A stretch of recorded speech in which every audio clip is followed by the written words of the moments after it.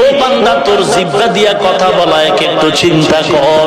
এই জেহেনের ভিতরে আমার পুরো বডি যদি তুমি এক একটা ভিন্ন করে দেখো, 2 ঘন্টা বয়ান আমার ভেতরে কোথাও কথাগুলো জমা নাই, একের পরে এক সাজানো কথা কে বের করে দেয়?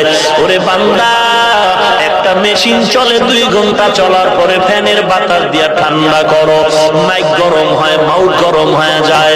ওরে তুমি 30 বছর 40 বছর 60-70 বছর জিহ্বা নামের মেশিনটা দিয়া নাড়ায় নাড়ায় কত কোটি কোটি কথা তুমি সাপ্লাই দিলা। একবারও চিন্তা করেছো এই কথাগুলো কোন মেশিনের দ্বারা তৈরি হয়? যদি একবার তালাশ করতি, খুঁজে পাইতি, কেউ না, তিনি আমার আল্লাহ। ওরে বান্দা, সে আল্লাহকে এখনো চিনো নাই রে মুমিন। ইমাম মালিককে প্রশ্ন করা হলো, আল্লাহ যে একজন, কোন দলিল আছে নাকি?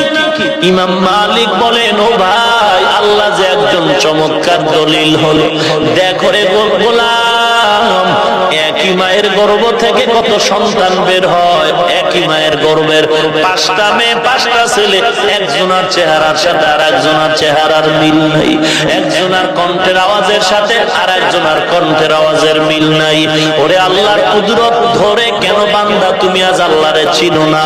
আল্লাহর জমিনে থাইকে কেন তুমি আল্লাহরে মানতে পারলা না? ওরে কয়দিন আর বাহাদুরি করবি রে যুবক, কয়দিন আর আল্লাহর বিরোধিতা করবা? আজকে এত বয়ানের পরেও কেন তুমি দাড়ি রাখতে চাও না, নামাজ পড়তে চাও না? আমার দলে আসো বলি নাই, আমার টুপি মাথায় দাও বলি নাই, তুমি যে কোনো টুপি মাথায় দাও, চাই তুমি নবীর আদর্শওয়ালা হও। আমি 5 কল্লি টুপি মাথায় দিলাম, এই জন্য আমি বলবো না যে সবাই 5 কল্লি মাথায় দাও, কারণ আমার ইমানের হালাতের কথা বলছি। 5 কল্লি টুপি আমি মাথায় দিলাম, তবে অন্য টুপিওয়ালাকে আমি হিংসাও করি না, বাঁকা নজরও দেখবো না।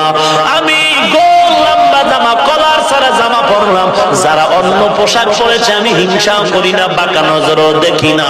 আমি কওমি মাদ্রাসায় পড়েছি, কওমি মাদ্রাসায় পড়েছি, হাটহাজারী থেকে শুরু করে মেখল পটিয়া মাদ্রাসা, উজানি মাদ্রাসা, এরকম হাজার হাজার মাদ্রাসা, কওমি মাদ্রাসা, যেই মাদ্রাসায় 40 বছরের ইতিহাস বাঙালি প্রমাণ করেছে, যেখানে লেখাপড়ার দ্বারা কোনো সার্টিফিকেট নাই, কোনো চাকরি নাই।